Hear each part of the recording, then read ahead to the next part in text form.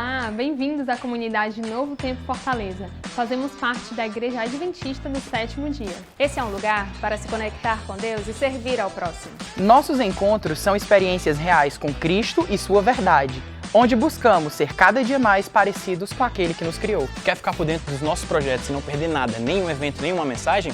Segue a gente no Instagram e se inscreve no nosso canal no YouTube. Fica aí, que a nossa programação começa em instantes. E lembre-se, Somos porque Ele é.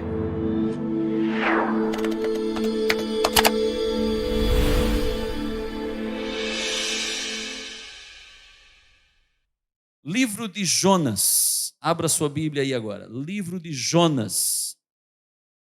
No capítulo 1. Livro de Jonas, no capítulo 1. Vamos ler do verso 1 em diante. Esse texto é um texto muito impressionante. Eu quero conversar um pouquinho com você sobre esse texto hoje.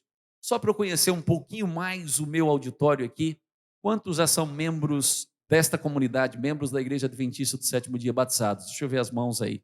E várias pessoas. Quantos são nossos amigos, queridos, convidados que estão abrilhantando hoje a nossa programação? Temos assim? Levanta a mão para a gente conhecer. Temos algumas pessoas, sim, temos por ali, aqui também. Bem-vindos, Deus abençoe vocês. É uma alegria ter vocês com a gente. Sejam muito bem-vindos. Jonas capítulo 1, do verso 1 em diante. Vamos ler juntos então. Olha o que diz a Bíblia. Você que está aí pela internet também, procura o texto. Vamos dar preferência aí à palavra de Deus. Veio a palavra do Senhor a Jonas, filho de Amitai, dizendo: dispõe-te e vai à grande cidade de Nínive e clama contra ela, porque a sua malícia subiu até mim.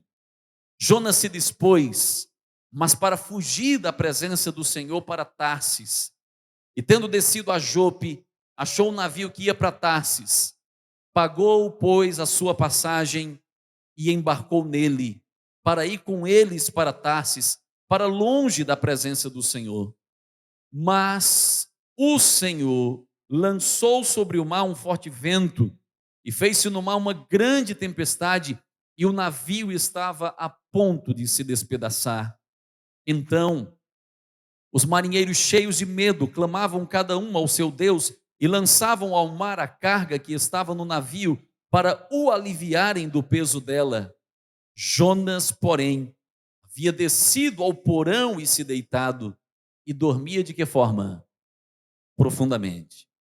Chegou-se a ele o mestre do navio e lhe disse: o que se passa contigo? Agarrado no sono? Levanta-te, invoca o teu Deus.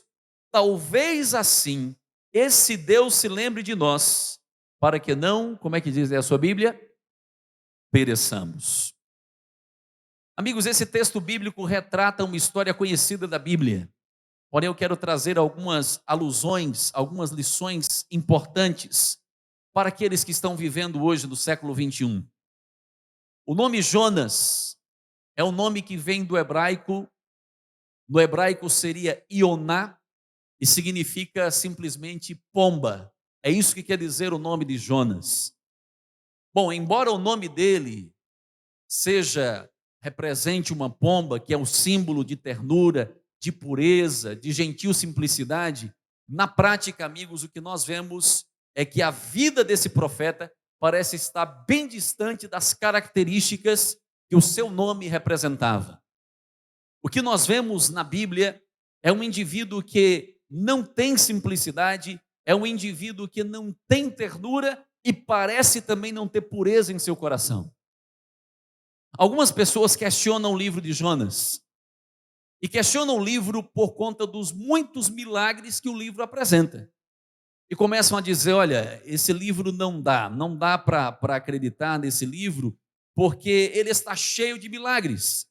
Os incrédulos, os céticos, acabam dizendo: como eu vou acreditar em uma pessoa que foi engolida por um peixe e passou 3 dias no ventre do peixe e saiu de lá viva? Como vou acreditar que em um dia uma borboleira cresceu, fez sombra, e no outro dia já desapareceu, morreu? Como podemos acreditar em uma conversão de 120 mil pessoas em uma cidade, com uma pregação impopular, os céticos começam a duvidar disso. Mas deixa eu dizer uma coisa para você. O livro está cheio mesmo de milagres. Porém, os milagres estão ali não por acaso. Os milagres estão ali no livro de Jonas para nos lembrar que a Bíblia é um livro de milagres. E se tirarmos os milagres da Bíblia, ela deixa de ser a palavra de Deus. A Bíblia é a palavra de Deus por causa dos milagres. Billy Graham dizia assim: alguns acham difícil acreditar que um peixe engoliu Jonas. Mas se a Bíblia dissesse que Jonas engoliu o peixe, ainda assim eu acreditaria na palavra de Deus. O que quer dizer isso? Que nós precisamos ter uma fé cega? Não. O que está dizendo aqui a Bíblia é que a Bíblia é um livro de milagres que fala do Deus de milagres. Se você precisa de um milagre, você só precisa buscar isso na presença de Deus, porque Ele é o que opera milagres na sua vida e na minha vida. Mas não para por aí. A história conta, então, amigos, que o ministério de Jonas, ele acontece em circunstâncias difíceis. O ministério de Jonas se deu no ano 790 a.C. E aquele tempo em que Jonas ministrou foi um tempo de prosperidade econômica e de expansão territorial para Israel. Para você ter uma ideia, o rei que estava reinando ali no período de Jonas era Jeroboão II. E Jeroboão II, ele reinou do ano 792 até o ano 753 a.C. E ele conquistou todo o território que havia sido de Israel, desde a subida de Ramate, lá no norte, até o Mar Morto no sul. Quem havia profetizado que Jeroboão conquistaria as terras perdidas? O próprio Jonas havia profetizado isso. Quando Jonas havia profetizado isso?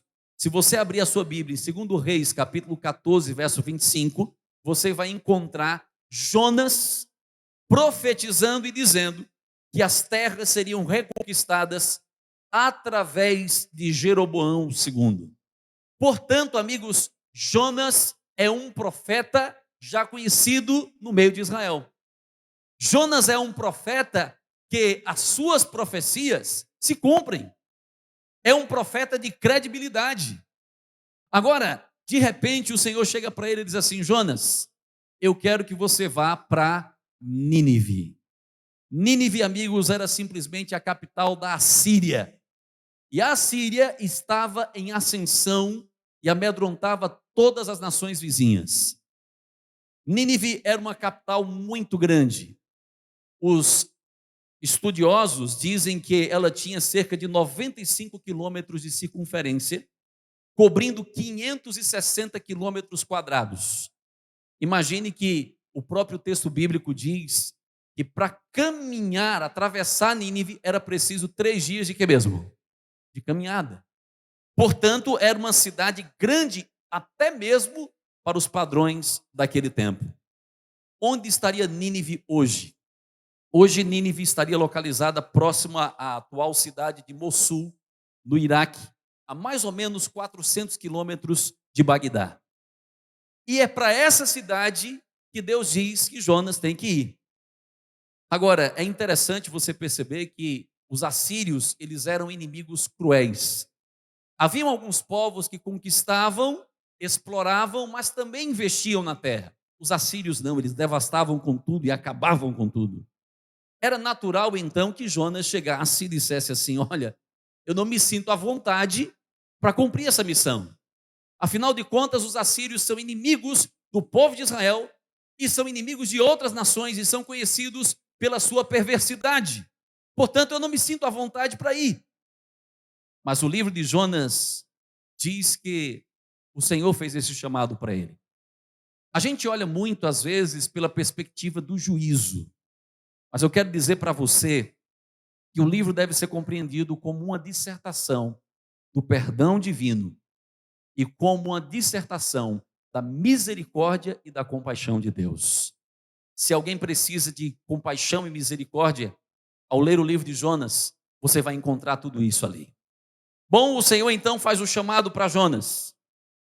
Quando é que Deus faz o chamado? Em que circunstâncias Deus faz o chamado? No verso 1, eu volto ao verso 1 com você e peço que você leia comigo. No verso 1, o Senhor diz assim, olha: veio a palavra do Senhor a Jonas, filho de Amitai. A palavra do Senhor veio a Jonas enquanto ele estava lá na sua casa, na cidade de Gat-Efer. Ele estava lá no território de Zebulon. E a situação era uma situação de aparente tranquilidade. Não havia guerra ainda, não havia conflito, havia prosperidade, havia paz em Israel. Portanto, Jonas estava desfrutando de tranquilidade naquele momento. E foi nesse momento de quietude e tranquilidade que o Senhor fez um chamado para o seu profeta. Deus falou para confrontá-lo. Veja como diz o texto: veio a palavra do Senhor a Jonas. E quando veio a palavra do Senhor a Jonas, tudo começou a mudar. O profeta que estava em tranquilidade, paz e calmaria, começa agora a perceber que aquele chamado de Deus, a voz de Deus, trouxe para ele incomodação. Deus falou para confrontar o profeta. E eu quero dizer uma coisa para você. Quando Deus fala, geralmente é para nos desafiar e nos tirar da inércia. O profeta estava na sua zona de conforto. E Deus estava dizendo: filho, eu não quero você na zona de conforto. Eu quero você na zona de confronto. Você entendeu isso? Nós muitas vezes, queridos, estamos como Jonas também. Estamos na zona de conforto. As coisas estão indo bem, está havendo calmaria, prosperidade, tudo está caminhando bem, e de repente vem a palavra do Senhor, e quando vem a palavra do Senhor nos confronta. Ela entra em choque muitas vezes com as nossas vontades, com as nossas paixões e com os nossos desejos, e a palavra do Senhor vem para nos sacudir e dizer: eu não quero você na zona de conforto, eu quero você na zona de confronto. Sabe o que eu penso? É que algumas vezes, algumas pessoas não entenderam o seu papel como cristãos. E estão vivendo nesse mundo como se estivessem em um cruzeiro de férias.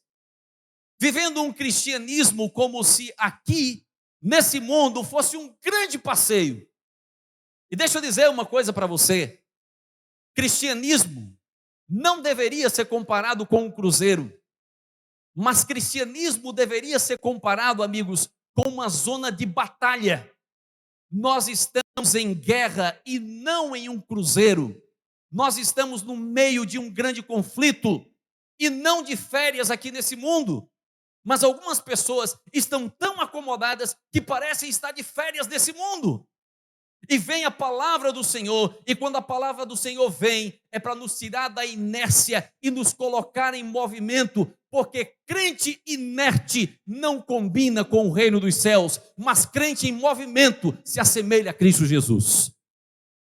A pergunta hoje é: como você está? Você está na zona de conforto ou na zona de confronto? Deus chamou Jonas para salvá-lo. E eu quero dizer para você hoje aqui: Deus chamará aqui hoje, nessa manhã, muitos de nós para nos salvar. E o chamado de Deus nem sempre será para que você fique onde está. Geralmente o chamado de Deus é para nos sacudir e nos levar para a zona de confronto, porque nós precisamos entender que estamos no meio de um grande conflito. Jonas então é sacudido, é chamado por Deus, e aquele chamado de Deus é revolucionário, aquele chamado de Deus incomoda. Veio a palavra do Senhor a Jonas, e a palavra do Senhor vem também ao meu e ao seu coração hoje, nessa manhã. Agora, a palavra do Senhor veio para o quê? O que disse a palavra do Senhor? Lá está o profeta, e no verso 2, a palavra do Senhor se expressa, e veja o que diz lá no verso 2, acompanhe comigo o verso 2, dispõe-te. Algumas versões dizem, levanta-te, dispõe-te e vai a Nínive. E como diz aí o texto, Jonas se levantou, mas para o que mesmo? Fugir da presença do Senhor. Escute o que eu vou dizer para você agora. Jonas entendeu o chamado de Deus, não havia dúvida sobre o chamado de Deus. O chamado era específico. Dispõe-te, levanta-te e vai à cidade de Nínive e clama contra ela. O chamado era específico. Mas a Bíblia diz que Jonas se levantou, mas para fugir da presença do Senhor. Alguém disse que só há duas atitudes no serviço de Deus: dever ou deserção. Ou você cumpre o dever, ou você se torna um desertor. Não existe outra opção. Em relação, meus queridos, ao serviço de Deus, ou cumprimos o dever, ou somos desertores. E Jonas pensou que Deus poderia chamar um outro para levar essa mensagem para Nínive. E a Bíblia diz que ele se levantou, mas foi para Tarsis. Sabe a quantos quilômetros de distância? Tarsis ficava a 3.500 quilômetros de distância de Jope. Em outras palavras, ele foi 3 vezes mais distante do chamado original de Deus. Foi para Nínive 3 vezes mais longe. Ele não estava apenas fugindo de Deus, ele não estava fugindo apenas da missão de Deus, ele estava fugindo do Deus da missão. E diz então a Bíblia, amigos, que ele pagou o preço da sua passagem. Pagou para quê? Pagou para estar longe da presença do Senhor. Ele pagou para fugir de Deus. Ele pagou para desobedecer. Ele pagou para recusar o chamado. Em outras palavras, é assim, Jonas pagou para se perder. Foi o que ele fez. Se levantou e pagou o preço para se perder. Talvez essa manhã eu estou pregando para alguém que, como Jonas, tem pagado um alto preço para fugir de Deus. Talvez eu estou falando para alguém nessa manhã que está fugindo dele e pagando preços altíssimos. Alguns pagam, por exemplo, o preço do vício. Outros pagam o preço da rebelião. Alguns ainda pagam o preço da insensatez. Outros pagam o preço da desobediência, da apostasia. Eu não sei, mas eu vou dizer uma coisa. Qualquer que seja o preço, é muito alto e não vale a pena pagá-lo para fugir de Deus. Será que hoje aqui nessa manhã tem alguém que está pagando preço para fugir de Deus e do seu chamado? Quem foge do chamado de Deus está fugindo do Deus do chamado. E sabe, amigos, eu vejo na vida cristã muita gente pagando preço alto para estar longe do Senhor, pagando preço para satisfazer as suas vontades, mas não a vontade de Deus, pagando preço para realizar os seus sonhos, mas não pagando preço para realizar os sonhos de Deus. Eu não sei, amigo, se isso está acontecendo com você, mas eu quero dizer uma coisa para você: nunca pague o preço proposto pelo pecado, porque é alto. Não pague nenhum preço ao diabo, e toda vez que ele lhe fizer uma proposta, diga: não, eu não vou pagar o teu preço, porque a minha dívida já foi paga na cruz do Calvário. Eu não preciso pagar mais nada. Jonas se levanta, e Jonas vai e foge, e paga o preço para fugir da presença de Deus. Mas não para por aí. Você já observou no texto bíblico que quando Jonas corre de Deus, do chamado de Deus, você já parou para ver que a vida de Jonas só desce? A vida de Jonas é como se fosse uma espiral descendente. Você já observou isso? Olha lá. Primeiro, a Bíblia diz que Jonas está em Gat-Efé.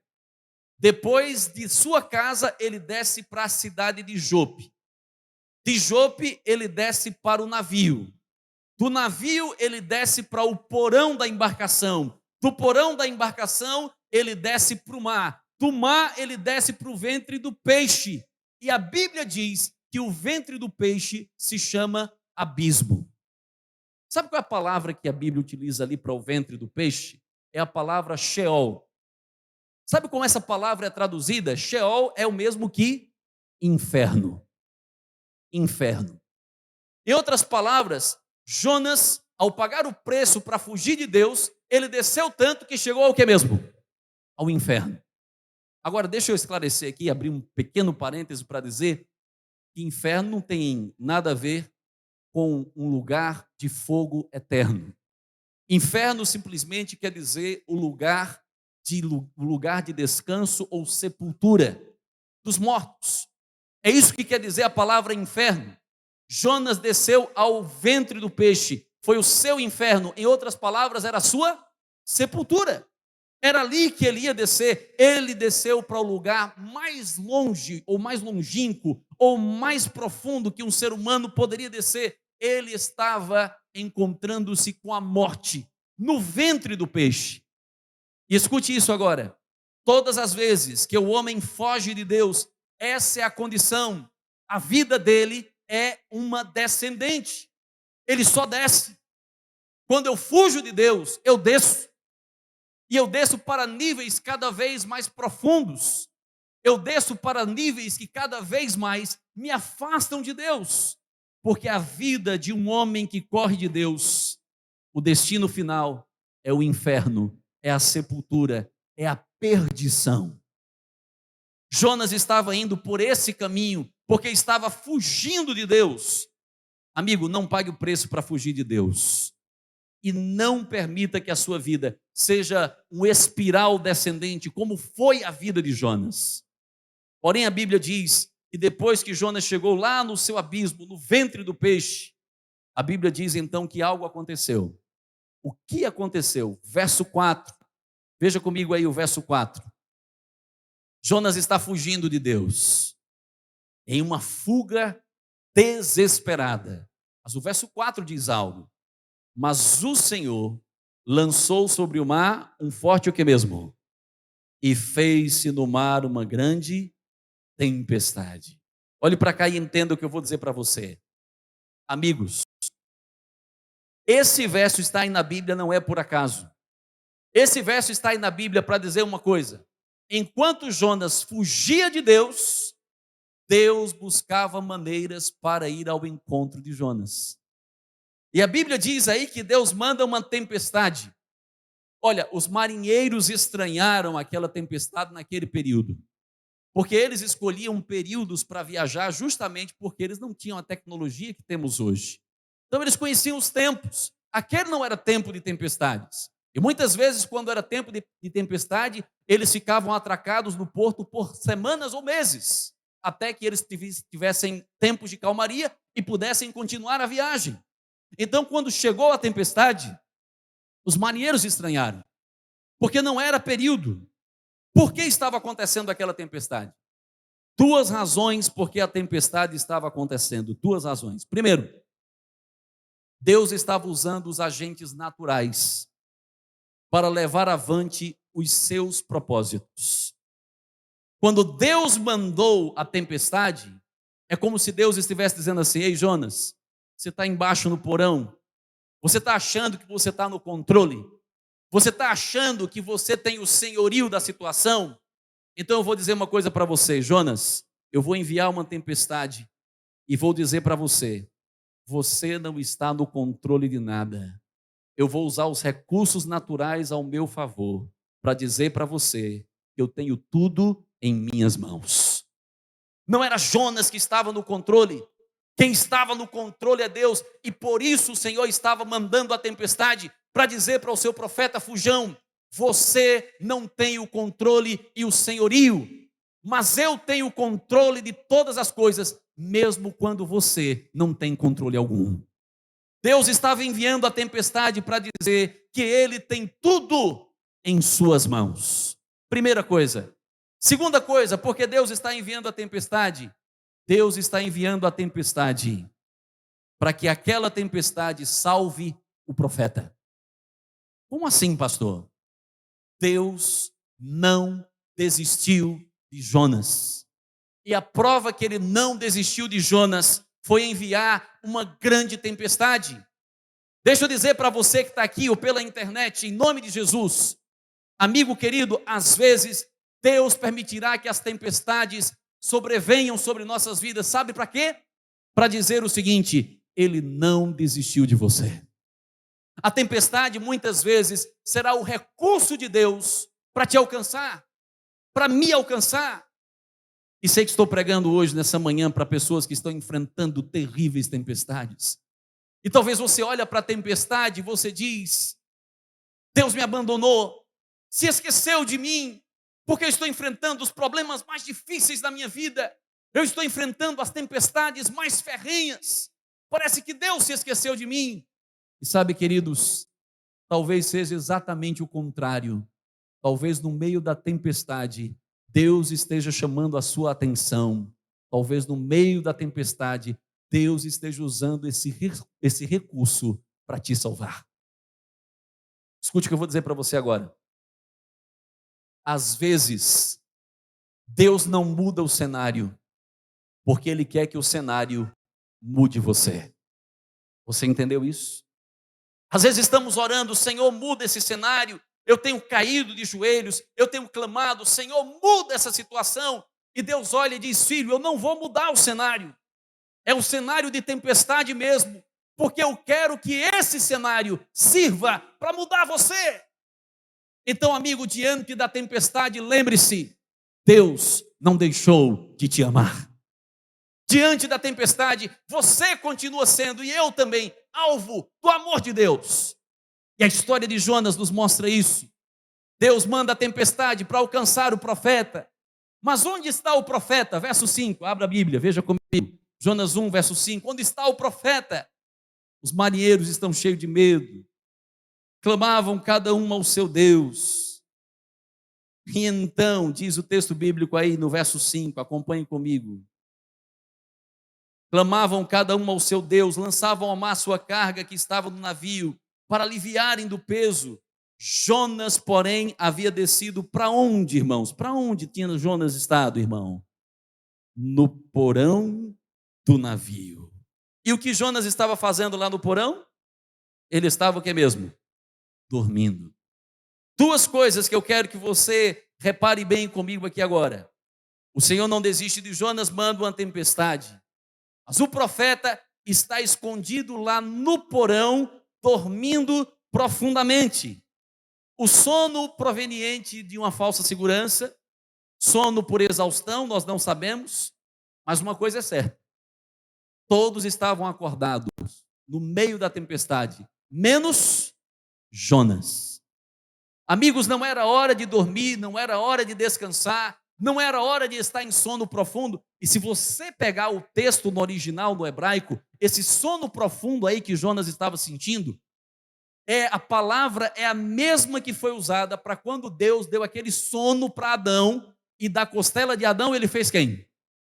Um sono profundo. Ou seja, em outras palavras, o sono que Jonas tinha era um sono anestésico. O cara estava dormindo e a tempestade rolando lá fora, o barco a ponto de ser despedaçado, e o indivíduo está lá num sono anestésico. Ah, queridos, eu fico pensando, Deus mandando a tempestade para acordar o profeta, e o profeta insistindo em permanecer longe de Deus, dormindo. Você sabe, amigo, nós estamos vivendo em dias emprestados.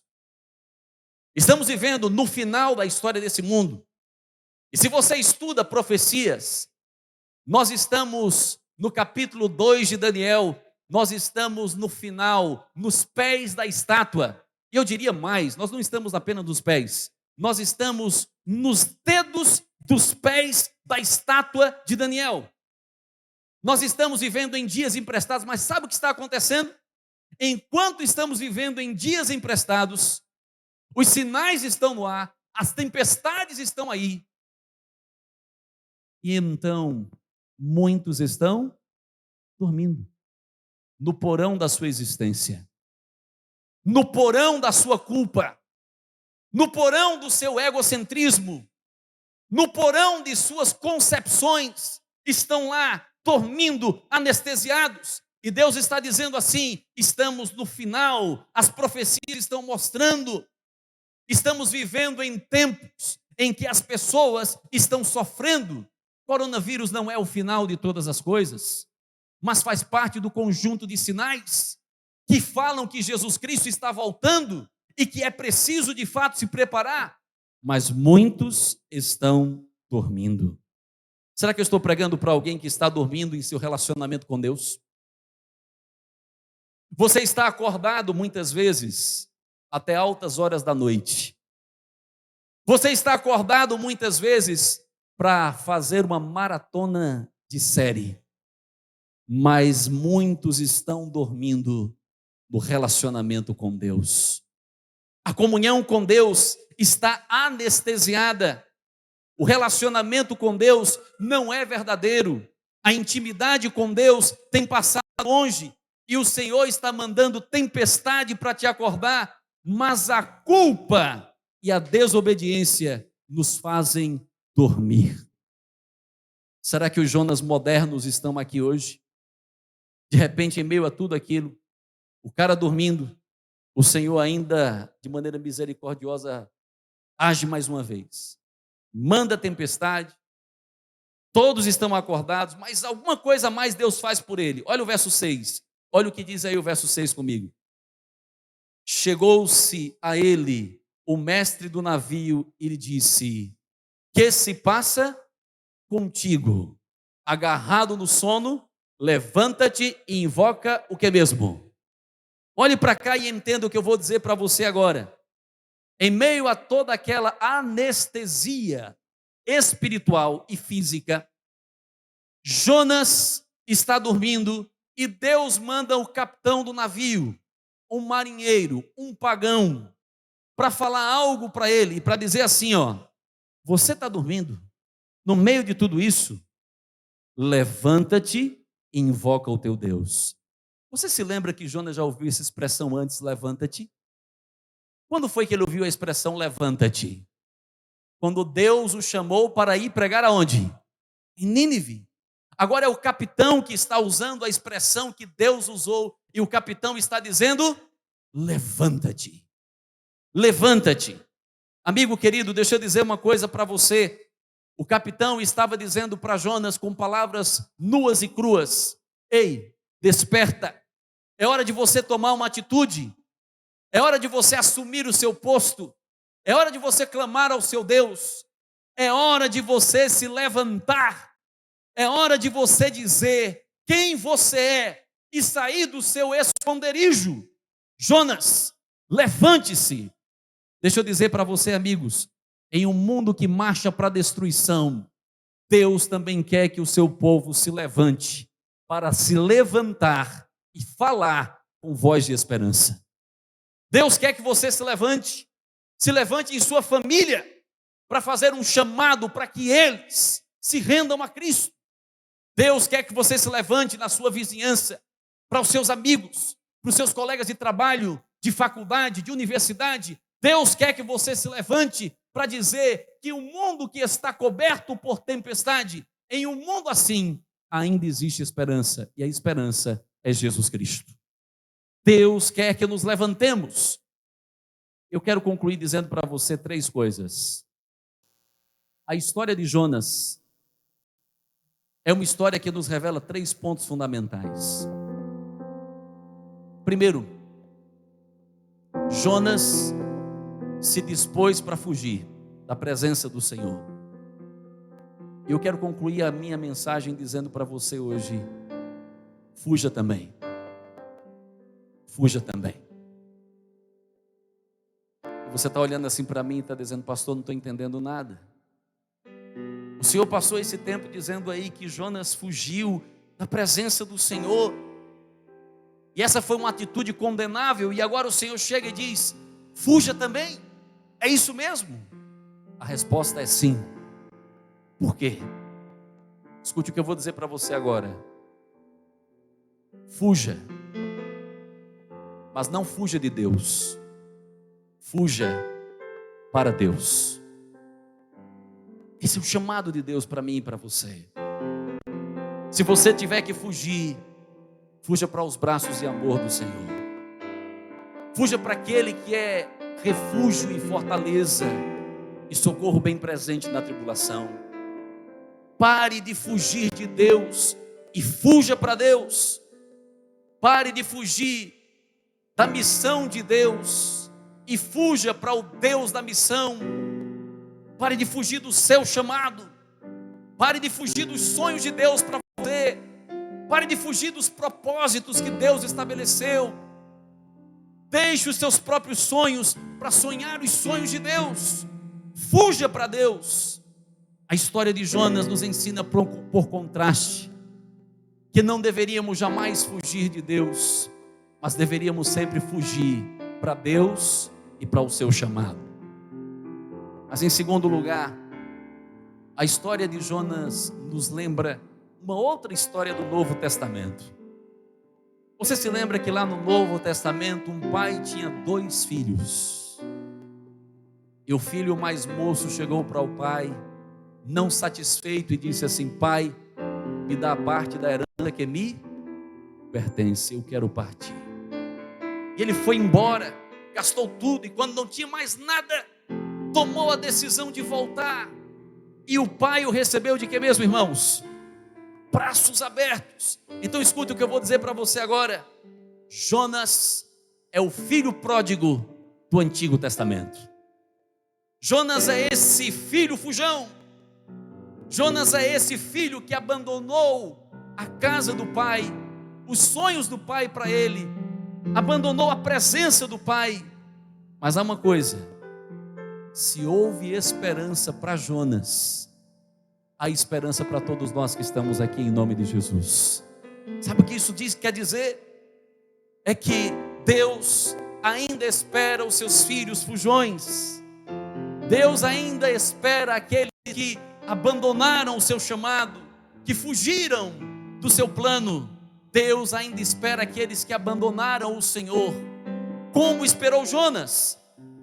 Ele busca, ele salva, e isso é a graça de Deus. Mas em último lugar, a história de Jonas nos mostra o seguinte: Deus, escute isso,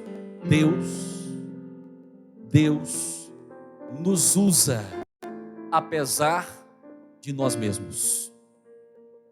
Deus usou esse profeta, que não é digno de referência em boa parte da sua história. Deus usou o profeta para pregar para Nínive, 120 mil se converteram. Não usou Jonas por causa dos seus méritos, mas usou Jonas apesar dos seus deméritos. Então olhe para cá e escute o que eu vou dizer para você. Deus quer nos usar apesar de nós mesmos, com os nossos defeitos, com as nossas falhas, com as nossas limitações, com as nossas frustrações, com os nossos erros. Deus quer nos usar apesar de nós mesmos. E sabe o que Ele quer dizer com isso? Que é hora de se levantar, é hora de sair do porão, é hora de deixar o cristianismo escondido e assumir o seu posto. É hora de ser a testemunha verdadeira do Senhor Jesus Cristo. É hora de ser um discípulo fiel e verdadeiro. É hora de você apressar e aguardar a volta de Jesus. É hora de você estar diante dos seus, que estão perto ou que estão longe, e de dizer para eles que existe um caminho de esperança, e que aquele que vem virá e não tardará. É hora de ser adventista do 7º dia e parar de viver, queridos, brincando de ser cristão. É hora de viver o cristianismo na essência. É hora de você ser o homem e a mulher que estuda as profecias e entende que os tempos que nós estamos vivendo são tempos urgentes e finais. Deus quer usar a mim e a você apesar de nós mesmos. Por isso eu quero fazer um chamado para você. Um dia Deus chegou para Jonas e disse: levanta-te e vai a Nínive. Deus está fazendo um chamado para essa comunidade, Espaço Novo Tempo. E o chamado de Deus não é para acomodar essa igreja melhor. O chamado de Deus é para enviar melhor essa igreja. Você entendeu isso? Deixa eu dizer uma coisa para você, se você faz parte dessa comunidade e veio para cá porque você quer se acomodar melhor, porque tem um louvorzinho melhor, porque tem aqui um ambiente melhor, um espaço melhor, um ar-condicionado e etc. Porque aqui você tem um pouco mais de liberdade, isso ou aquilo. Deixa eu dizer para você, você está no lugar errado. Deus não chamou você para vir para essa comunidade adventista para te acomodar melhor. Mas Deus te chamou aqui, para esse lugar, para te enviar melhor. E se você não entendeu isso, procura outro lugar. Se você não entendeu isso, faz outra coisa. Porque no cristianismo só tem duas posições. No serviço, ou eu cumpro o dever, ou eu sou um desertor. Você escolhe. E o chamado de Deus é para cumprirmos o dever. Então, amigo, se você entendeu o chamado de Deus, é hora de se levantar. Levanta-te, disse Deus a Jonas. Levanta-te, disse o capitão a Jonas. Levanta-te, digo eu, em nome de Jesus a você e para mim também. Se você entendeu o chamado de Deus para a sua vida, eu quero convidar você a se levantar. Se você entendeu isso, mas não levante porque outro vai se levantar. Levante se você entendeu esse chamado. Levante-se se você está disposto a aceitar esse chamado. Jonas foi chamado para ir a Nínive. Você está sendo chamado para ir à fortaleza. Sua Nínive pode não ser tão grande como a Nínive de Jonas, porque sua Nínive pode ser a sua casa. Sua Nínive pode ser a sua escola. Sua Nínive pode ser a sua faculdade. Mas é ali que Deus quer que você se levante. Eu vou fazer uma pergunta para você agora. Você consegue pensar em um nome, nesse momento? Um nome? Uma pessoa que precisa ser salva em Cristo Jesus? Você consegue pensar em um nome para quem você precisa se levantar e dizer: Senhor, eu não fico no porão, mas eu vou me levantar para ser voz de esperança para essa pessoa. Eu aceito o teu chamado. E em vez de fugir do Senhor, eu vou fugir para o Senhor. Eu vou me levantar, porque o Senhor quer me usar, apesar de quem eu sou. Tem um nome aí na sua mente? De um amigo, de um vizinho, de um parente, de um colega, para quem você pode se levantar? Quem tem um nome aí na cabeça? Deixa eu ver as mãos. Quem tem pelo menos um nome de uma pessoa para quem você pode se levantar? Diga amém. Então você vai orar por essa pessoa comigo agora. E eu vou orar por você também. Durante 30 segundos, ore por essa pessoa. E diga para Deus: Senhor, me ajude a me levantar para ser a tua voz de esperança na vida dessa pessoa. E depois eu quero orar por essa pessoa que você colocou. Eu não sei o nome, mas Deus sabe. E eu quero apresentá-la diante de Deus. Feche seus olhos. Ore 30 segundos em favor dessa pessoa para quem você aceita o chamado de Deus e vai se levantar.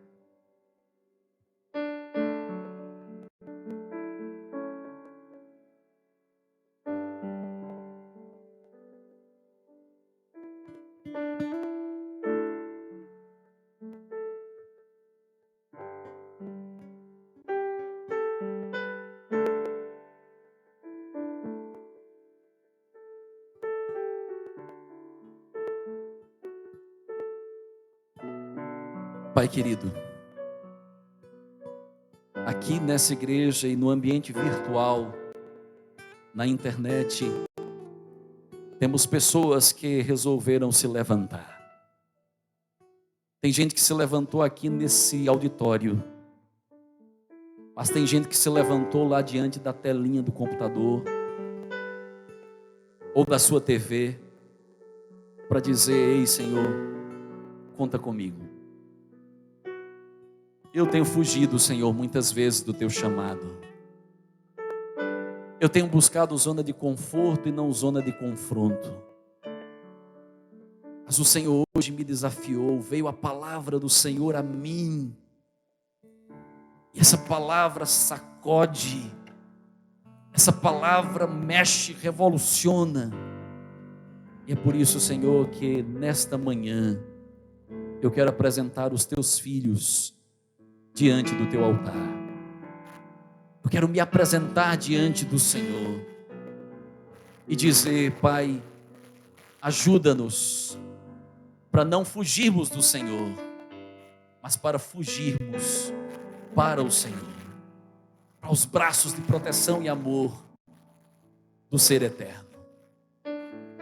Pai, houve esperança para Jonas como filho pródigo do Antigo Testamento.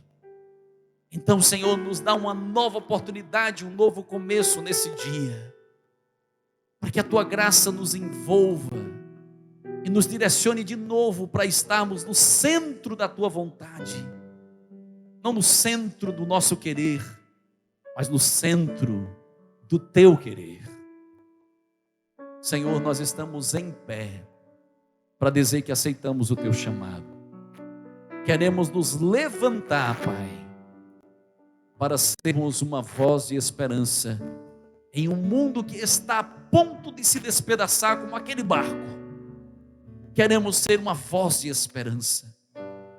Tira-nos, Senhor, do sono letárgico e ajuda-nos, Senhor, a cumprir o nosso papel como discípulos verdadeiros do Senhor Jesus Cristo. Aqui os nossos queridos irmãos e também os que acompanham pela internet pensaram em um nome para quem eles querem se levantar.